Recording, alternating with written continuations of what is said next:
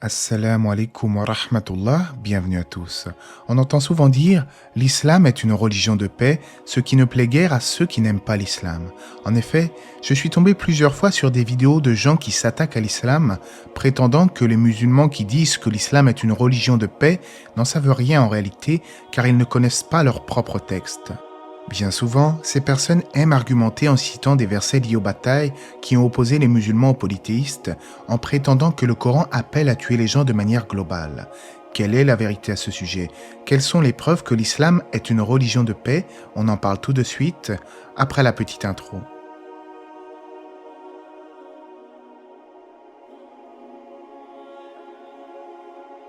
Certaines personnes citent des passages du Coran sortis de leur contexte, notamment des versets liés aux batailles. En effet, les musulmans qui ont été agressés en premier par les polythéistes ont eu à un moment donné autorisation de se défendre, ce qui est tout à fait naturel.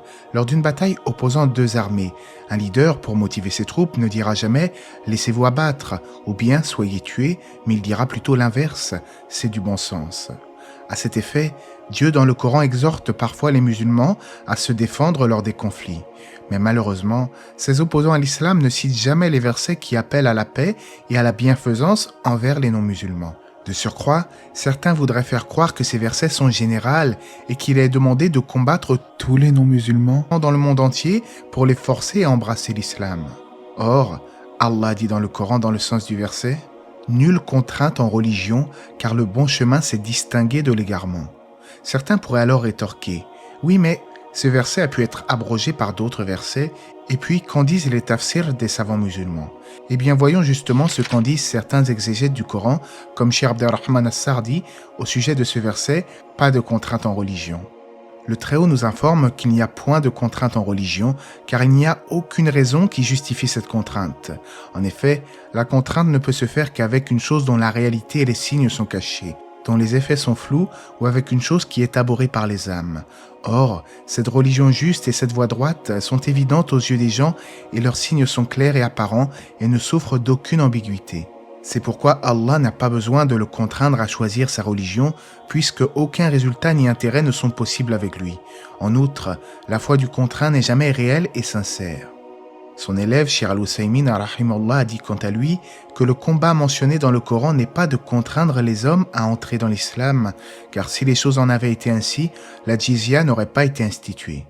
De plus, le verset « Nulle contrainte en religion » n'a pas été abrogé par un autre verset et l'imam At-Tabari a écrit cela dans son tafsir. Il a rapporté de Ibn Abbas un propos qui montre que ce verset a été révélé en l'an 8 ou 9 de l'Hégire, donc après la révélation de la plupart, voire de la totalité des versets mentionnant le combat. Comme nous l'avons vu, certaines personnes aiment à mettre en avant toujours les mêmes arguments pour tenter de discréditer l'islam en oubliant de mentionner les autres versets appelant à la bienfaisance et à la paix. Allah dit dans le Coran, traduction rapprochée, « Allah ne vous défend pas d'être bienfaisant et équitable envers ceux qui ne vous ont pas combattu pour la religion et ne vous ont pas chassé de vos demeures, car Allah aime les équitables. Allah vous défend seulement de prendre pour alliés ceux qui vous ont combattu pour la religion, chassés de vos demeures et ont aidé à votre expulsion. » Avec tout ce qui se passe dans le monde, certains craignent l'arrivée imminente d'une nouvelle guerre mondiale. À vrai dire, je pense que certains aimeraient précipiter la chose, soi-disant pour voir ce que ça va donner. J'ai déjà entendu des propos du style « faut que ça pète », et cela parfois par des musulmans eux-mêmes.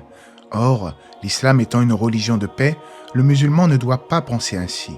On rapporte d'ailleurs un hadith du prophète alayhi salatu wassalam, où il exhorte à ne pas souhaiter la rencontre de l'ennemi et Cheikh Husaymin commande le hadith en question. La rencontre de l'ennemi n'est pas souhaitable car le prophète a interdit cela. Ce que le croyant doit souhaiter, c'est la paix et la sécurité que rien n'égale. Il ne doit pas souhaiter les guerres et le combat en demandant à Allah de faire triompher sa religion. Cependant, lorsqu'il rencontre l'ennemi, il doit persévérer. Ainsi, ne précipitons pas les choses, la guerre est quelque chose de terrible, et c'est l'être humain qui en est responsable, pas la religion. On pourrait alors me rétorquer, oui mais pourquoi y a-t-il eu les guerres de religion, parfois les catholiques contre les protestants, parfois les musulmans entre eux, etc. Eh bien, vous connaissez l'adage, quand le sage montre la lune, l'idiot regarde le doigt. Peu importe les agissements et les mauvaises interprétations que l'homme a fait des textes sacrés, cela ne remet nullement en cause la religion, car bien souvent il y a des raisons politiques derrière. C'est la mauvaise compréhension le problème. Comme l'a dit le prophète alayhi salatu wassalam dans un hadith, les communautés se sont fractionnées en diverses tendances. La plus grande cause des guerres est plutôt la soif de pouvoir, l'avidité humaine et les mauvaises interprétations religieuses sont souvent guidées par des envies passionnelles et qu'y a-t-il de plus grave que de dénaturer le sens des textes sacrés? Allah dit dans le Coran, dans le sens du verset, « Les gens ne formaient à l'origine qu'une seule communauté, puis ils divergèrent. Et si ce n'était une décision préalable de ton Seigneur, les litiges qui les opposaient auraient été tranchés. » L'islam appelle donc à la paix et ne force nullement les gens à se convertir, car la foi du contraint est inutile. À la base, les gens formaient une communauté croyante, adorant un seul et unique Dieu, sans associés.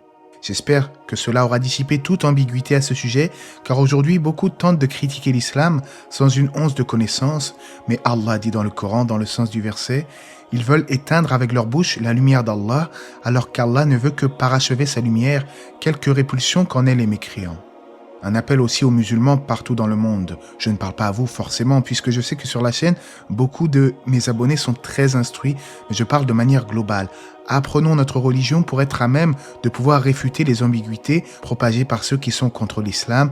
Et Allah sait mieux, n'hésitez pas à vous abonner pour ne rien manquer des prochaines publications et que la paix et les bénédictions d'Allah soient sur le prophète, sa famille et ses compagnons.